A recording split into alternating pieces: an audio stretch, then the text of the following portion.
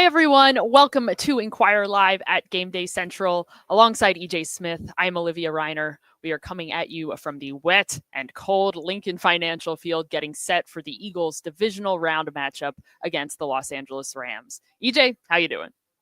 I'm doing well, mostly because I get to sit in this warm press box during this game and kind of just enjoy the scenery that may come about. I want to make sure for our viewers, it's not actively snowing. I wouldn't say. It's kind of more raining, maybe freezing rain at times. There have been a couple of fleeting moments of snow so far, but I still have hope that we're going to get a little bit of a snow game here. I'm a fan of a snow game, so I am kind of hopeful for that. While some people outside maybe won't be rooting as hard for that one. I'm right there with you. Love watching the snow. Don't love being out there in the elements so much myself. So we'll see how the weather continues to shake out as the game gets underway soon. As always, everyone, you can be a part of our conversation today. Head on over to inquire.com/Eagles Game Day if you're not already over there. Leave us a question, a comment, whatever is on your mind. We will get to some of your thoughts toward the end of our show today. All right, EJ, not a whole lot of injuries to discuss. However, there is one big one on the Eagles side that we have been talking about all week, and that is the fact that Nakobe Dean was placed on injured reserve following the Packers game after he sustained a torn patellar tendon in his knee, and he is out for the rest of the playoffs and even potentially into the start of next season, something to certainly keep an eye on once the offseason begins and training camp gets underway. Now, in Dean's place, we are expecting to see a rotation of two backup linebackers alongside Zach Bond, Oren Burks, and Jeremiah Trotter Jr. Now, Burks came in relief of Dean last week against the Packers, and while he had a big forced fumble on the opening kickoff on special teams, he struggled a little bit. It was inconsistent, I would say, on defense. He missed a few tackles that ultimately the Eagles had to pay for. Ultimately, the Eagles ended up winning that game, and Burks is now in position to see some playing time. Also expecting to see Jeremiah Trotter Jr., who has had some defensive snaps, not a ton, played a lot in the regular season finale when we saw all those backups play against the New York Giants. Plus, he also took a decent number of the snaps too in rotation with Burks in week 17 against the Dallas Cowboys when Dean was dealing with a completely different injury in that game. So when you look at the fact that you got a backup in there, you're lacking Nakobe Dean, who has been really strong in a lot of areas for the Eagles this year, not to take away from Zach Bond's incredible year, but Dean has been right up there with him in terms of his ability to play the run, his success in coverage as well. If you are Sean McVay, how are you going to try to exploit the fact that there's going to be a backup in there at inside linebacker? Yeah, I mean, I feel like Sean McVay was going to test the Eagles off-ball linebackers even if Nakobe Dean was in the lineup. It's just kind of the nature of his scheme. He puts a lot of stress on off-ball linebackers and really middle field defenders as a whole. You know, it's a lot of play action. It's a lot of trying to deceive them with pre-snap motion and kind of, like I said, kind of misdirect them in the middle of the field to create openings, whether that's in the run game or the pass game. So I think that's going to be really tough for Oren Burks. I think it's one of the biggest question marks going into this game is how is he going to be able to handle all of the different misdirection, all of the kind of the eye candy is what you'll hear players call it, all of those things throughout the game. And then, at the end of the day, it is going to come down to the fact, is he going to be able to tackle out in space and is he going to be able to cover out in space? So it's a big loss for the Eagles defense. Obviously, we see throughout the playoffs, like teams have to deal with injuries. The Eagles are relatively healthy, but Nakobe Dean is a big loss for the defense. It's going to be interesting to see how they can kind of insulate that linebacker spot, whether that is kind of changing how Zach Bond plays in the scheme or anything like that. I think there are some things they might be able to do to help Oren Burks, but at the end of the day, I do think it's going to come down to how he handles some of those, challenges that come with playing a Sean McVay offense. Mm-hmm. I want to follow up with that too, EJ, because Zach Bond, he is going to be wearing the green dot in place of Nakobe Dean in today's game. It's something he said he has done in the past. The fact that he is going to be the defensive play caller for this Eagles team, do you feel like that could potentially change the way that he plays in today's game? Yeah, you would hope not. I know he's had practice with the green dot before. I mean, I know he had moments in the preseason where he worked with it.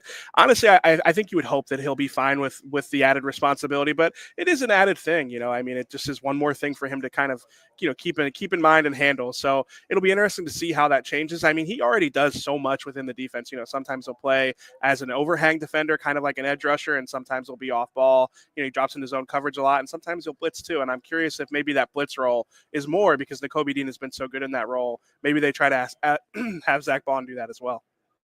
Mm-hmm. We'll see exactly how all of the things shake out in the middle of the defense, with how their roles change, everything like that, when we get to see them all in action in just a little bit. Now, a couple practice squad elevations for the Eagles. Nicholas Morrow is back. You may remember him from last season. He started about 12 games for the Eagles at inside linebacker. Now he's back on the practice squad. He is expected to contribute primarily on special teams, but of course, bring some insurance at inside linebacker as well. And then Kari Blasingame up for a second consecutive postseason game at fullback there to pave the way for Saquon Barkley. We'll see how involved he is in the offense in today's game. Now, we're still waiting on the inactives for the Rams. However, going into the game, there were no major injuries that the team was dealing with, so we're not expected to see any surprises there, nor were there any big surprises on the inactives list for the Eagles. All right, EJ, let's get into our latest headlines. Lots of news and storylines going into this game because yet again, we've got another repeat opponent for the Eagles in this postseason going up against the Rams. The team they faced in week 12 had a lot of success on the road in SoFi Stadium, won 37-20 in that game. Now, as we have already discussed, they are a long way from SoFi Stadium right now. It is a cold, wet, supposed to be snowy day right now, not actively snowing, but it is precipitating, and we are expected to see some snow once we get closer to kickoff. So that naturally is going to beg the question, could this potentially be a big day on the ground for both teams? Last time the Eagles faced the Rams, it was an incredible day for Saquon Barkley. He set both a career high and also a franchise high in single game rushing yards, 255 rushing yards for Barkley. Plus, we saw 2 explosive touchdowns on the ground in the second half. Both went for over 70 yards. Given the fact that Barkley was incredibly dynamic, and racked up tons of yards after contact in that game against the Rams, how do you expect McVay and just the Rams defense to kind of adjust in this game?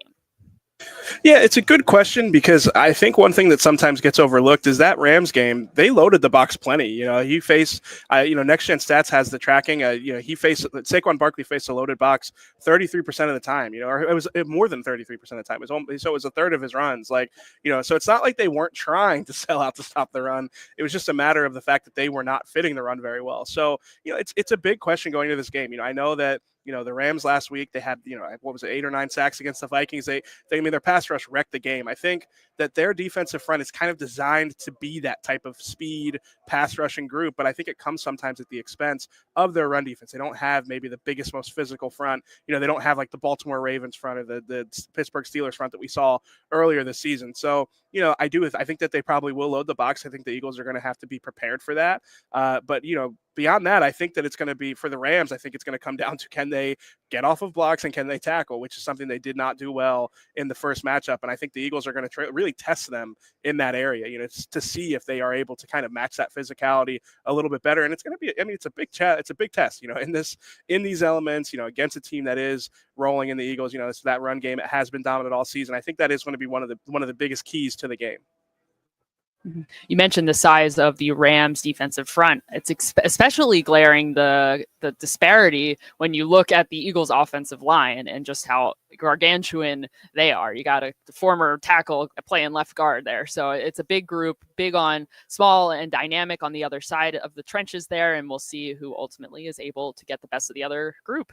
And of course, as you've already discussed, we're talking about the pressure and how big of a role that is going to play in today's game. The Rams have been really tremendous at generating pressure all season long. And it really hasn't just been one player. However, the one that stands out above the rest is Jared Verse, the rookie out of Florida State. He generated 76 pressures in 2024, which, according to Next Gen Stats, is the second highest total by a rookie since 2018. The Rams as a team were just one of 3 in the NFL to have at least 4 players generate at least 40 pressures this season. So in addition to Verse, that also includes Byron Young, Kobe Turner, and the rookie Braden Fisk. Now, the Rams were able to just generate pressure a number of ways against the Minnesota Vikings in their last playoff game.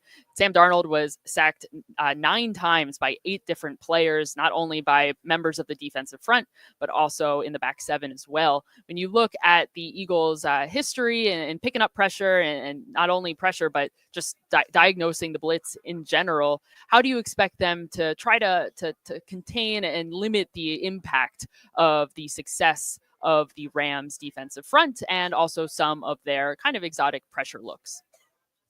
Yeah, this is a great question. I think it's multifaceted, and first off, I want to say it started snowing a little bit here. And I think that that's a little fitting because, I feel like Jordan Mailata, even though he said that the snow doesn't really play an advantage to the offensive line, I think most defensive linemen would tell you that the snow really affects defensive linemen and their ability to gain traction and kind of get off the ball. So I do think that the snow might play into this one. If it indeed does snow, I think that it might help against this Rams pass rush. But in general, I think you kind of have to separate the two things. Like the Rams can get pressure with just a 4-man rush. That is kind of, that's what we saw a lot of that against the Vikings. We see somebody like Jared Verse just wrecking a game. And I think the Eagles are pretty well established, well equipped to handle those types of situations. I think that they have proven, with Lane Johnson and Jordan Mailata out on those two tackle spots, they can handle even talented edge rushers. I think if you ask me how do I feel about the Eagles offensive line handling just like straight 4-man rushes, I feel pretty good about that. I think styles make fights.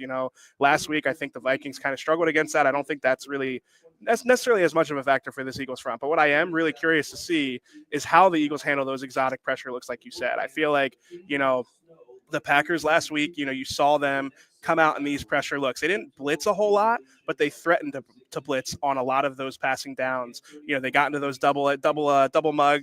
Two linebackers walked up into the A gap looks. They just kind of again presented some challenging looks to the Eagles offense, and the Eagles offense didn't seem to really handle that well. I think that was a big factor in why the passing game struggled last week, was not being able to kind of sort out who was coming and who wasn't, and I guess the answers to some of those pressure looks wasn't always ideal. So I think that the Rams are going to watch that, and they're probably going to mimic some of those things. They're going to probably have some of those challenging pressure looks in the menu to kind of challenge the Eagles offense and see if they figured something out in the last week. I think if they haven't, I think that'll be a real challenge for them throughout the game. Now, pressure isn't only a topic of conversation on the Eagles side. It's also going to be a big question in terms of how the Rams offense is able to handle it and keep Matthew Stafford in the pocket and clean. He has struggled quite a bit with pressure this season. He's completed just 44.6 of his passes against pressure in the league, which is the 7th lowest mark in the league this year, according to Next Gen Stats. The Eagles were very successful at generating pressure last time they faced the Rams in Week 12. They sacked Stafford 5 times, which is the 3rd highest rate of the season for the Eagles. Stafford brings a ton of experience to the postseason. He is 36 years old. He's going to be playing in his 9th postseason game in today's game. When you have someone who has an Achilles heel like that, however, he has also demonstrated an ability to perform at a high level. How do you try to approach trying to throw off Stafford in today's game? Yeah, it's kind of maybe will sound a little backwards, but I feel like the way that you get pressure on Matthew Stafford is by having a very good secondary and a very good linebacking core. He is the type of quarterback that will get, like you mentioned, he struggles against pressure. He wants to get the ball out of his hands. Watching that Vikings game, it was obvious that Matthew Stafford identified blitzes and threw it where the blitzes were coming from. He threw it into the blitz, wherever the space is going to be coming from. So against a quarterback like that, you don't want to blitz him. You want to be able to generate pressure with your 4-man rush, like I was talking about earlier. For the Eagles defense, like that is the key to get to Matthew Stafford with the combination of Jalen Carter and Milton Williams, with those edge rushers. Nolan Smith had a great game last week. If he can be someone who can be in Matthew Stafford's face, I think that will make a big difference, because he is the type of quarterback that has seen everything. He's the type of quarterback that will just kind of pick apart a secondary given the opportunity. But again, you can't really blitz guys like him. So I think it will come down to the 4-man rush. I'll be very curious to see just how the weather impacts all of this. I know these quarterbacks inevitably will have to drop back. They can't just run the ball all game. But man, if it really starts to turn into a snow game, perhaps we'll see more of the run game and a little less the pass game, and all the pressure situations will become less of a factor. I'm curious to see what ends up happening. All right, let's take some questions here from all of you over on inquirer.com/Eagles Game Day. Just as a reminder, even if we don't get to your question or your comment now, we will get to some of those later on as we are going to be chatting with you throughout the game as well. So we look forward to seeing you over there. Let's start with this comment here from Steve74. Our good friend. He says, now, does everyone see why he wanted no part of the Commanders in the first round? They're carving up Detroit. I assume that this is from yesterday as the Commanders beat the Detroit Lions in the divisional round. the Eagles gave them life with that comeback win, and they haven't looked back. Yes, the Eagles have faced the Commanders twice this year. They split the series, and now the Commanders are headed to the NFC Championship game after defeating Detroit resoundingly last night in the divisional round game, even though the Lions had that first round bye. Now the Eagles and the Rams are competing for an opportunity to host the NFC Championship game, which is a huge advantage. It's a huge break for either one of these teams. The fact that it is the Commanders, though, if you're an Eagles fan and you are looking ahead to next week, maybe you feel a little too good about yourself going in today's game, and we'll talk about how we're feeling about the Eagles going into today's game when we get to our predictions. When you look at this Commanders team, how formidable of a matchup do you feel like that game could be for the Eagles? Yeah, I think that it's obviously going to be a tough matchup because of what Jaden Daniels has done in the last couple of weeks. He has. I honestly I think Steve 74 said it well. They really haven't looked back since that win against the Eagles. They've just been that, especially on offense. I feel like they kind of have this confidence that they can just kind of pull out drives when they need to pull out drives, and a lot of that comes down to Jaden Daniels. But in the grand scheme of things, I do think that this is a break for the Eagles a little bit. The fact that the Lions are knocked out. So if the Eagles are to win today, I think that they will have a real advantage, not only because they're playing at home, but because I think they match up better against the Commanders than they do against the Lions. I say it all the time this time of year. I sound like a broken record, but I do. I believe that styles make fights. I believe that certain teams are better matched up against other teams. And I feel like if you look at the Eagles and the Commanders, you look at the way that the first matchup between the Eagles and the Commanders went, I do feel like the Eagles should be pretty confident going into that game. I know some people might point to that fourth quarter in the second matchup, but that was one of the more fluky games that I've seen, in the last couple of years covering this team. So, I think it'd be a great matchup. You really can't discount it really at this point in the year, it's quarterback talent that dictates a lot of things. And obviously, the way that Jaden Daniels is playing makes that a tough matchup. They deserve to be in the NFC Championship because of that reason. But if the Eagles do win today, then I do think that they would have a good chance of beating the Commanders also. All right, Steve74, thank you so much for your question. Let's take this one here from Florida Birds fan. Hopefully it is nice and warm wherever you are. The Florida Birds fan says, Stafford is 1-6 in cold weather games and is a statue. I see him eating a lot of dirt and snow on Sunday. He'll become so desperate that they can also see that Stafford might throw an interception or two. Now, I know we've talked about Stafford and his issues with pressure back in week 12, and I know we talked about it, the fact that he hardly scrambles, and then what did he do in that game? He went on pretty early on, I believe, and had a massive scramble. He must have heard what you said on the show and been like, I'm going to show her that I'm not a statue. Statuesque is not a good way to describe my play.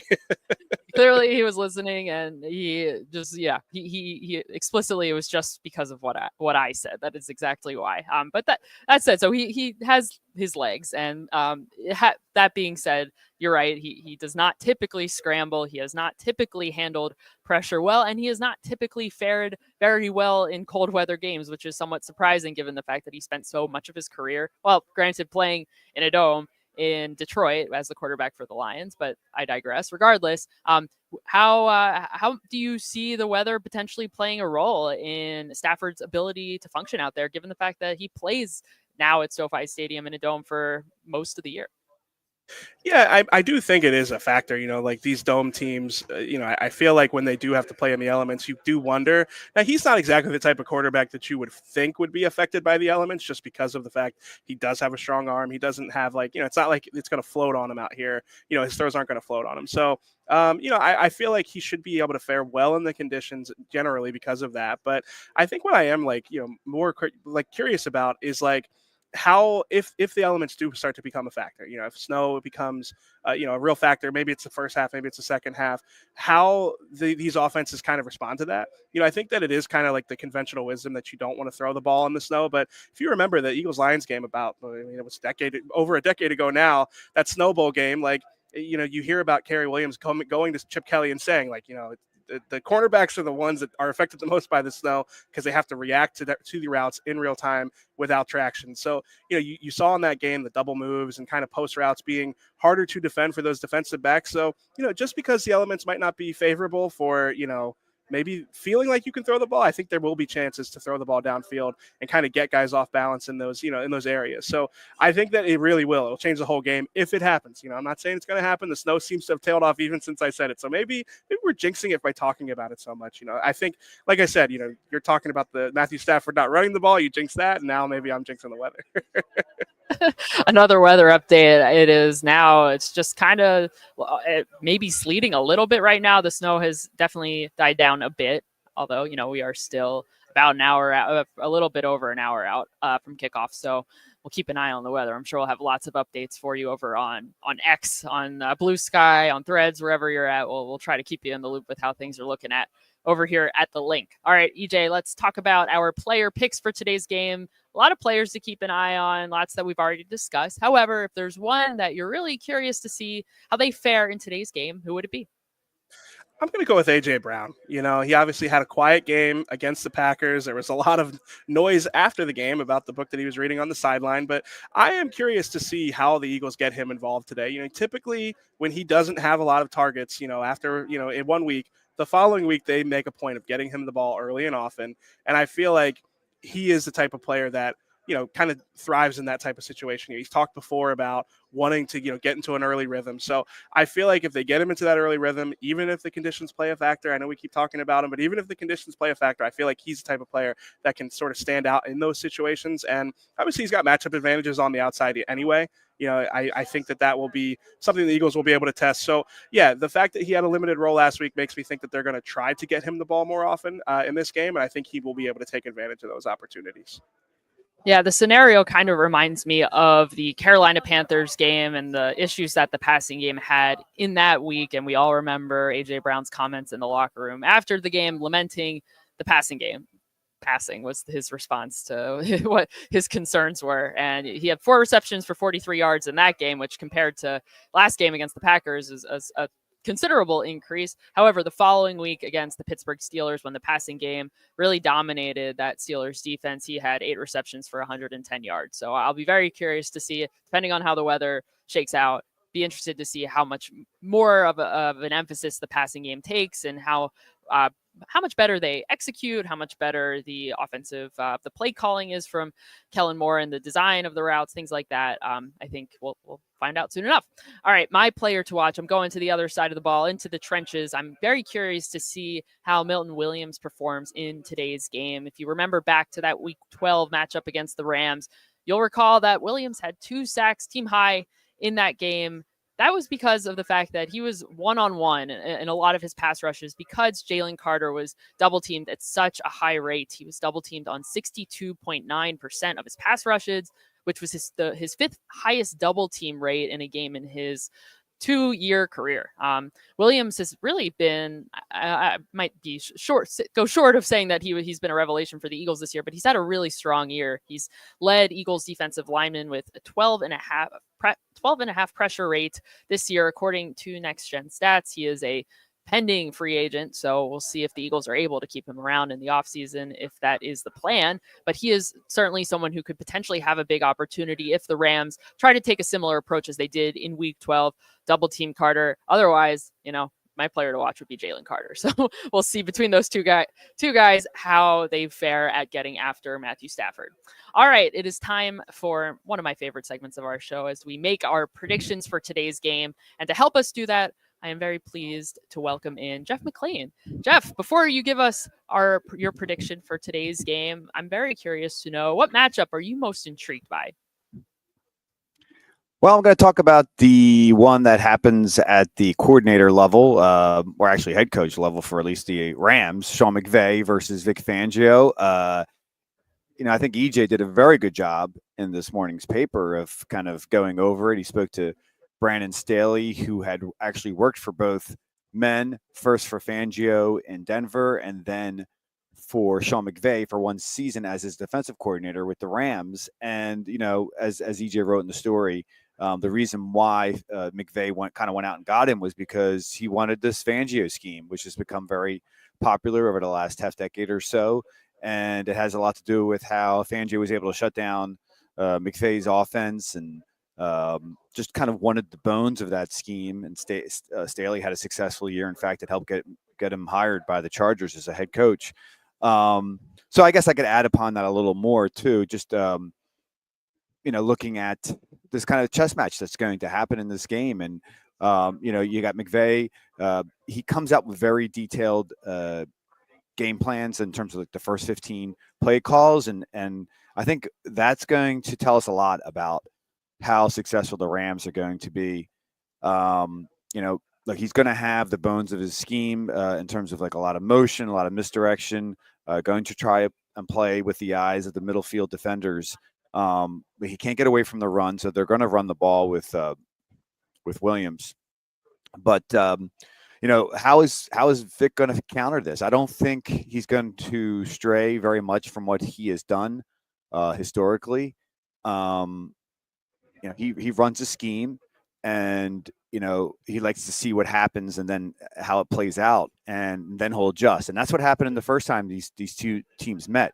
It could have gone very much differently if there wasn't that fumble that Isaiah Rodgers forced on the first possession for Williams, and then they went down and they were moving pretty well, especially on the ground. And I think that's probably where I think, again, I mentioned it, but I think we should mention it a little more.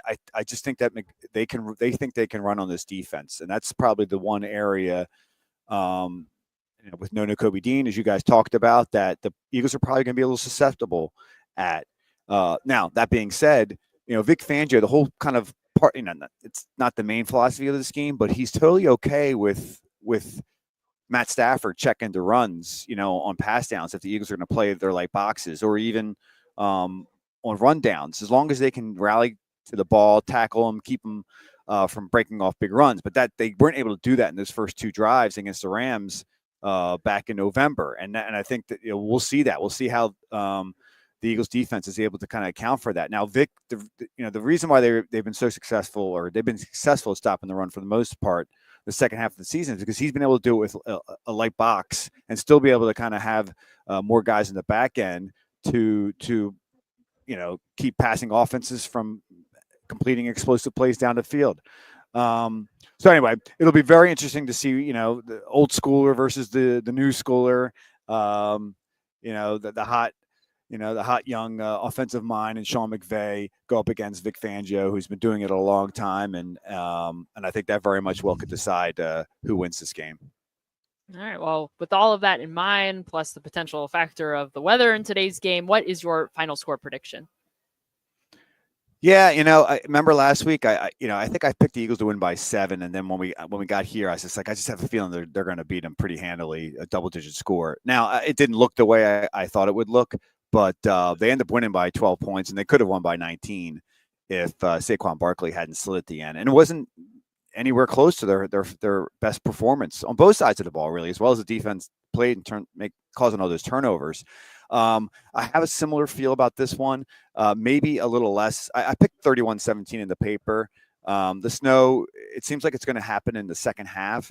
So I don't know how that's going to impact how each team is calling their plays. But if the Eagles get ahead entering the second half, I just think it's over. They have such an advantage up front.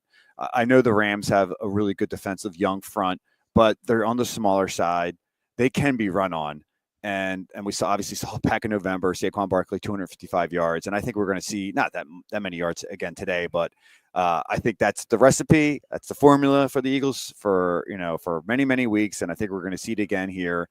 And we're going to see the Eagles back here hosting the NFC Championship against the Washington Commanders, at least according to my prediction. I don't want to rule out the possibility of an upset because Matthew Stafford is tough.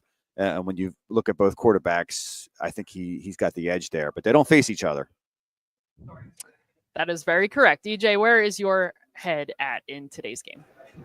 Well, I guess my head's growing. I appreciate all the kind words, Jeff. I appreciate you shouting out my story there. I'm really curious to see how this game plays out in the early going, because I do think that will be very telling. Talking to Brandon Staley, like he mentioned that Sean McVay, like if he gets into a rhythm early in a game, he's really tough to stop. He can kind of stay one step ahead. But then Brandon Staley also talked about how patient Vic Fangio can be like with his adjustments in the middle of the game. So I'm curious to see if the Rams do get out to an early rhythm, and if that can kind of change what I think about this game. But I see it a lot the same way that Jeff sees it. I think that the Eagles have enough of the advantages. I think they should be able to run against this Rams front, like Jeff mentioned. And then I think that really will kind of change the complexion of the game. So I have the Eagles winning 31-21. I think I feel pretty good about that score prediction, even with the weather. I think that, especially if it holds off in the early going, I think the Eagles should be able to, get a first half lead and then kind of salt the clock away. I think that the upset potential will be if the Rams do get out to an early lead, kind of force the Eagles to have a certain level of urgency on the offensive side. We haven't really seen them get one-dimensional very often this season, and I don't know how confident I'd feel about this Eagles passing offense if they are forced to be one-dimensional. Mm-hmm.